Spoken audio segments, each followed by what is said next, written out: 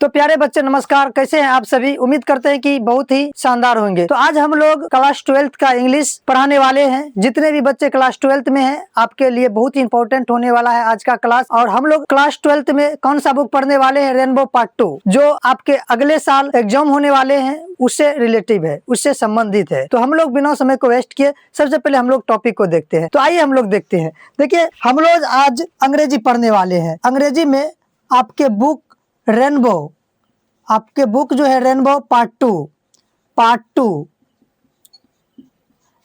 जैसे कि हम लोग जानते हैं कि इसमें हम लोगों को 2 खंड में पढ़ना होता है। एक प्रोज सेक्शन से है और दूसरा है पोएट्री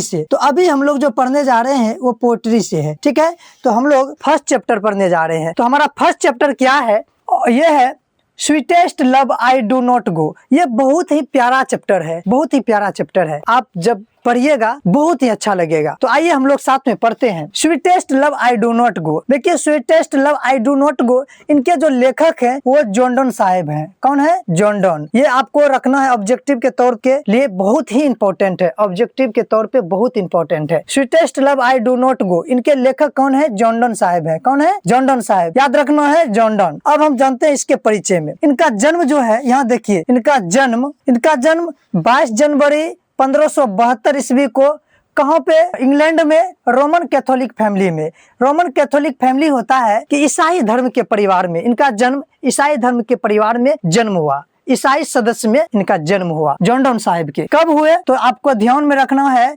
22 जनवरी 1572 ईस्वी को। अगर आपको पूछा जाएगा किस फैमिली के बारे में तो आपको रोमन कैथोलिक दिया जाएगा। तो हम लोग ये समझ गए। आगे देखते हैं इनकी मृत्यु। इनकी मृत्यु 31 मार्च 1931 को हुआ। 31 मार्च 1931 को लंदन में, लंदन कहाँ? यूनाइटेड किंगडम, लंदन की ओर कहते हैं यूनाइटेड किंगडम, इंग्लैंड में हुआ। कहाँ पे? इंग्लैंड में हुआ। ये ध्यान देना है। आगे देखते हैं इनकी शादी। इनकी शादी किनसे हुई? तो इनकी शादी एनोमोर नामक लड़की से हुई। और कब? 1601 ईस्वी में, एनोमोर नामक लड़की से। और ये भी आपको ध्यान रखना है। तो ये जो एनीमोर लड़की है, इन्हीं के संबंधित में ये जो लेखक है जॉन डन साहब, ये कुछ इनको बतलाने का प्रयास करते हैं। ये कुछ बतलाने का प्रयास करते हैं, उसको कुछ समझाते हैं जॉन डन साहब। आगे देखते हैं 1601 ईस्वी में कब शादी किए तो 1601 ईस्वी में। आगे देखिए, ये एक उपदेशक थे, ये बहुत बड़े उपदेशक थे। ये 1615 ईस्वी में एक उपदेशक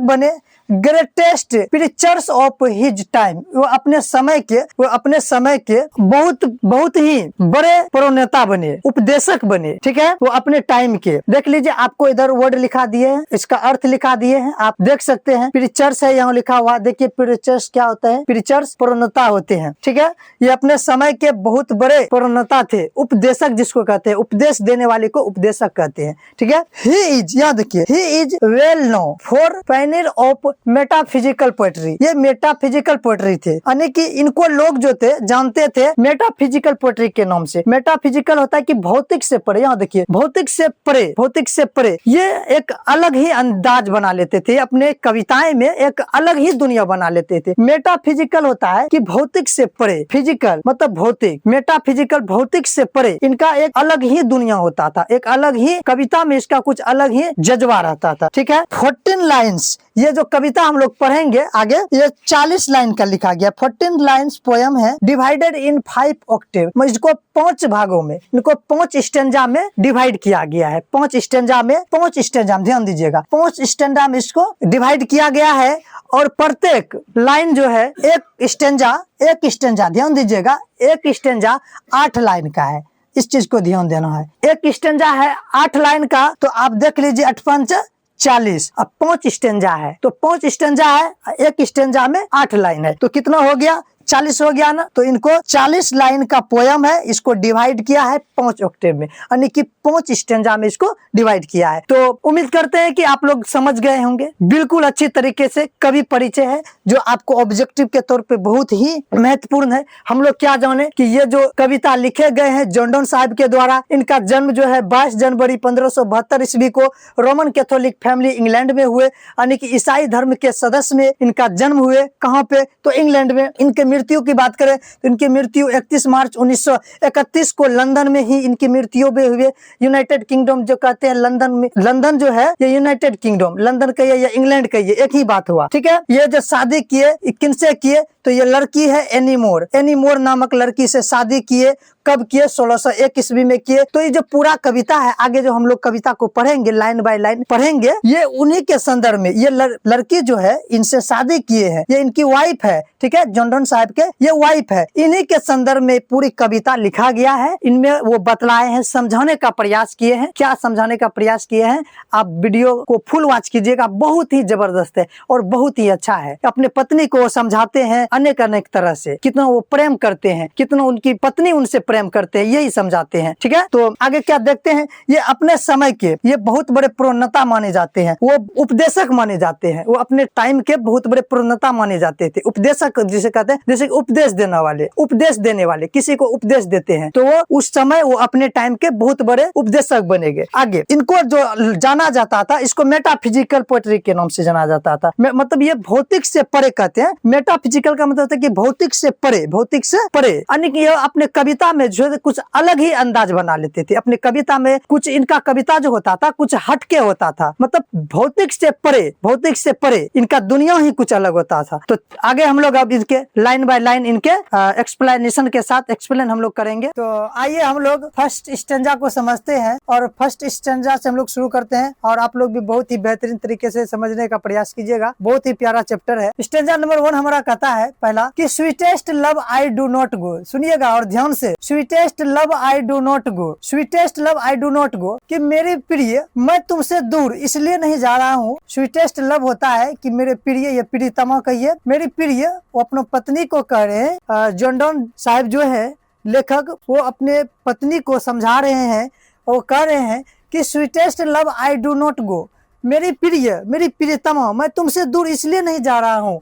फॉर वेयरनेस ऑफ दी, कि मैं तुमसे उब गया हूँ। सुनिएगा ध्यान से, ये लाइन वेयरनेस का मतलब होता है कि उब जाना या थक जाना। हम नीचे लिख दिए हैं सारा वर्ड मीनिंग, आप यहाँ से देख सकते हैं, तो हम आपको समझाते चलते हैं। Sweetest love I do not गो, मेरी प्रियतमा, मेरी प्रिय, मैं तुमसे दूर इसलिए नहीं जा रहा हूँ कि मैं तुमसे उब गया हूँ। मैं तुमसे दूर इसलिए नहीं जा रहा हूँ कि मैं तुमसे उब गया हूँ। Nor in the hope the world can show A future love for me, और ना इस उम्मीद से मैं तुमसे दूर इसलिए नहीं जा रहा हूँ, ना ही उस उम्मीद से कि तुमसे ज्यादा संसार में मुझे कोई प्यार करने वाली मिलेगी, तुमसे ज्यादा सच्ची मोहब्बत करने वाली कोई मुझे मिलेगी, तुमसे ज्यादा। तो फ्यूचर लव का मतलब होता है कि सच्ची मोहब्बत, ठीक है। होप का मतलब होता है उम्मीद। तो मैं इस उम्मीद से नहीं जा रहा हूँ कि तुमसे ज्यादा सच्ची मोहब्बत करने वाली मुझे कोई मिलेगी, ठीक है। हम लोग यहाँ तक समझ गए, आगे समझते हैं। बट लेकिन since that I must die at last, लेकिन अंत में एक ना एक दिन मरना ही है। कभी कहते हैं कि एक ना एक दिन तो मरना ही है, एक ना एक दिन हम लोग को मरना ही है। डाई एट लास्ट, एक ना एक दिन मरना ही है, अंत में हमको मरना ही है। तो this best to use myself in jest, हम लोग क्यों ना आज से एक नाटक करते हैं। कभी कहते हैं अपने पत्नी को, मेरी प्रिय, मैं तुमसे दूर इसलिए नहीं जा रहा हूँ कि मैं तुमसे उब गया हूँ, मैं तुमसे थक गया हूँ, ना ही इस उम्मीद से कि तुमसे सच्ची मोहब्बत करने वाली मुझे कोई मिलेगी। आगे कभी कहते हैं कि एक ना एक दिन तो मरना ही है, आगे यही कहते हैं कि एक ना एक दिन तो मुझे मरना ही है। तो क्यों ना हम लोग एक नाटक खेलते हैं। अपने पत्नी को कभी कहते हैं कि क्यों ना हम लोग एक नाटक करते हैं, मरने का नाटक करते हैं, कि तुम सोचो कि हम मर गए हैं, मेरे जाने के बाद तुम कैसे रहोगी, यही समझा रहे हैं कभी। This best to use myself in jest, तो क्यों ना हम लोग आज से एक नाटक करते हैं, हम लोग आज से एक नाटक करते हैं। This by find that to die, this by find that to die, ठीक है। इसका मतलब हम लोग समझते हैं, दिस टू डाई होता है कि हम लोग नाटक करते हैं कि इस दुनिया में अगर हम नहीं रहेंगे तो तुम कैसे रहोगी, इस चीज का जिक्र कर रहे हैं कभी, ठीक है। तो हम लोग यहाँ तक समझ गए। हम लोग एक साथ समझने का एक बार प्रयास करते हैं। कभी कहते हैं कि मेरी प्रिय, मैं तुमसे दूर इसलिए नहीं जा रहा हूँ, ये पंक्ति यही कह रहा है कि मेरी प्रिय, मैं तुमसे दूर इसलिए नहीं जा रहा हूँ कि मैं तुमसे उब गया हूँ, मैं तुमसे थक गया हूँ, और ना ही इस उम्मीद से कि तुमसे ज्यादा, तुमसे सच्ची मोहब्बत करने वाली कोई मुझे मिलेगी। बट लेकिन एक न एक दिन अंत में सभी को मरना ही है, तो हमको भी मरना ही है। क्यों ना हम लोग आज से एक नाटक करते हैं, तुम सोचो कि हम मर गए हैं, तुम सोचो कि हम मर गए हैं। तो आइए हम लोग अब स्टेंजा नंबर 2 को समझते हैं। स्टेंजा नंबर 2 है कि yesterday night the sun went hence and yet is here today. अब कभी अपने आप की जो है अपने आप को तुलना करते हैं सूर्य से। क्या सूर्य से तुलना करता है, सुनिएगा। कहते हैं कभी कि यस्टरडे नाइट, कि बीती रात सूर्य डूब चुका था। ये लाइन हमारा यही कह रहा है कि बीती रात जो है सूर्य डूब चुका था, लेकिन है टुडे, लेकिन फिर वो आज आ चुका है। यही कभी कहते हैं कि बीती रात सूर्य डूब चुका था, लेकिन फिर वो आज आ चुका है, फिर वो आज आ चुका है, पहुंच चुका है। He had no desire, no sense, उसके पास कोई जिज्ञासा नहीं है, सूझबूझ नहीं है। कभी कहते हैं कि सूर्य बीती रात जो है डूब चुका था, लेकिन उसके पास कोई सूझ नहीं है। Nor half so short away, so short away, so short away. इसीलिए कभी कहते हैं कि सूर्य के पास, समझिएगा ये लाइन समझिएगा, कभी कहते हैं कि बीती रात सूर्य डूब चुका था, लेकिन फिर वो यहाँ पे आ चुका है। उसके पास ना कोई जिज्ञासा है, ना ही सूझबूझ है, फिर भी वो आ चुका है। मेरे रास्ते की तुलना में मैं तो बहुत लंबी सफर पे जा रहा हूँ, लेकिन मेरे रास्ते की तुलना में फिर भी उसका रास्ता बहुत छोटा है। कभी यही कहते कि उसका रास्ता बहुत छोटा है। वो बहुत दूरी से तय करके आया है, बहुत दूरी से तय करके वो आया है, लेकिन फिर भी मेरे रास्ते के सामने उसका रास्ता बहुत ही छोटा है, बहुत ही सटीक है। ठीक है, ये कभी बताते हैं। आगे अब हम लोग समझते हैं। देन फियर नॉट मी, तुम मेरी चिंता मत करो। कभी कहते हैं अपनी पत्नी को कि तुम मेरी चिंता मत करो, तुम मेरी चिंता मत करो। क्या कहते हैं, तुम मेरी चिंता मत करो, बट बिलीव, लेकिन तुम उम्मीद रखो, तुम उम्मीद रखो कि डेट आई शैल मेक स्पीडर जर्नी। ठीक है, कभी कहते हैं कि तुम उम्मीद रखो कि मैं बहुत जल्द अपनी यात्रा को, सफर को पूरा कर लूं और मैं तुम्हारे पास जल्दी से आ जाऊं। कभी यही कहते हैं कि तुम उम्मीद रखो कि मैं बहुत जल्द यात्रा को पूरा करूंगा और तुम्हारे पास जल्द ही लौट आऊंगा। ठीक है, ये लाइन यही बतलाते हैं। आगे कहते हैं since I take more wing and spurs than he. अब कभी कहते हैं कि आई टेक मोर विंग, मेरे पास तो उमंग है। कभी कहते हैं कि मेरे पास तो उमंग है। मेरे पास क्या है कि उमंग है। ये देखिए, मेरे पास तो उमंग है, मेरे पास तो हिम्मत है कि मैं जल्द से अपनी यात्रा को पूरा करूंगा और मैं आऊंगा। मेरे पास उत्साह है, मेरे पास उमंग है कि मैं जल्द से अपना यात्रा को सफर करो मेरी जान, मैं जल्द ही आऊंगा। यही कभी कहते हैं कि उम्मीद रखो मेरी जान कि मैं बहुत जल्द अपनी इस यात्रा को पूरा करूं और तुम्हारे पास जल्द से जल्द लौट आऊं। ठीक है, अब हम लोग एक साथ एक बार समझ लेते हैं। कभी कहते हैं कि बीती रात सूर्य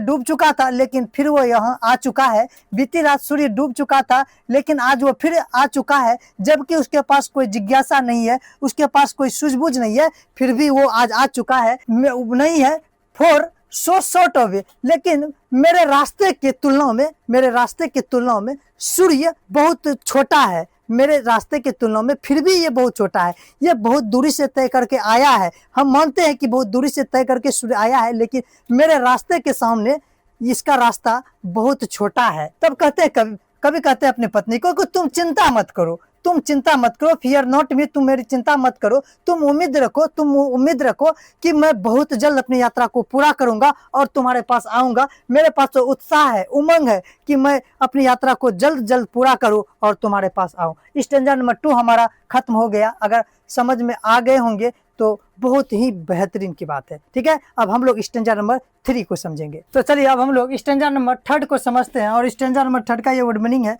जो आपको बहुत ही हेल्प करेंगे समझने के लिए। तो स्टैंजा नंबर 3 कहता है कि o no feeble is man's power, कि मनुष्य की शक्ति जो है कितने कमजोर है, कितना कमजोर है। ये फीबल होता है कि कमजोर। मनुष्य की शक्ति को देखिए कि कितना कमजोर है, मनुष्य की शक्ति है कितना कमजोर है। That is good fortune fall, जब उसका किस्मत उसके साथ में होता है, जब किस्मत उसका आता है। Can not add another hour, तो उस पल को कुछ देर के लिए रोक नहीं सकता है, कुछ पल के लिए रोक नहीं सकता है। मतलब कभी कहते हैं कि मनुष्य की शक्ति देखिए कितनी कमजोर है। जब उसके भाग उसके साथ में होता है तो कुछ पल के लिए उसे रोक नहीं सकता है, nor a lost hour recall, ना ही उस बीते हुए समय को फिर से दोबारा ला सकता है। मनुष्य की शक्ति देखिए कितनी कमजोर है कि वो बीते हुए समय को ना फिर से लौटाता है, ना उसको ला सकता है, और ना ही कुछ एक्स्ट्रा अगर अच्छी किस्मत चल उसमें जोड़ सकता है। ये मनुष्य की देखिए कैसी कमजोर है, कितना कमजोर है। तब आगे कभी कहते हैं कि बट लेकिन कम बैड चांस, जब उसका बुरा समय आता है, जब उसका बैड चाहता है, बुरा चांस आता है, and we join it our strength and we teach it art and. जब मनुष्य का बुरा समय आता है, समझिए जब आदमी का बुरा समय आता है तो we join it our strength and we teach is art and length, तो उसको और खींचते जाता है, यानी कि क्या करते जाता है, स्ट्रेंथ करते जाता है, उसकी क्षमता को और बढ़ाते जाता है। जब मनुष्य के ऊपर बुरा समय घेर लेता है तो क्या होता है कि वो क्षमता, वो समय और बढ़ता आता है, यानी कि हम लोग के साथ अगर कुछ बुरा होता है तो आप देखते हैं कि वो समय लंबा और होते जाता है। क्या होते जाता है, लंबा होते जाता है। तो समय क्या सिखाता है, वी टीच, तो हम लोगों को सिखाता है इट आर्ट एंड लेंथ, कला सिखाता है, लेंथ उस समय को, लंबाई को और खींचता है। वो क्या होता है कि धीरे धीरे हमारे ऊपर हावी हो जाता है। जब बुरा समय आता है तो क्या होता है, और बुरा समय में और बुरा होने लगता है हम लोगों के साथ। हम लोग क्या करते हैं, पूरे क्षमता के साथ छोड़ देते हैं, क्या कहते हैं अब सब भगवान के भरोसे है। तो इससे क्या होता है कि समय हमारे ऊपर हावी हो जाता है। यही कहते हैं कि समय क्या होते हैं, हावी हो जाते हैं। But come bad chance and we join is to it our strength and we teach us, वो हम लोगों को सिखाते हैं आर्ट एंड लेंथ, कला और हावी, कला सिखाते हैं। ठीक है, आगे हम लोग समझते हैं over yes to advance. Over yes to advance क्या होता है कि उसके बाद हम लोग के ऊपर वो और हावी हो जाता है। हम लोग समझ गए यहाँ तक अच्छी से। ये हमारा स्टेंजा नंबर 3 था। तो एक बार और हम अच्छे से समझ लेते हैं डायरेक्ट में।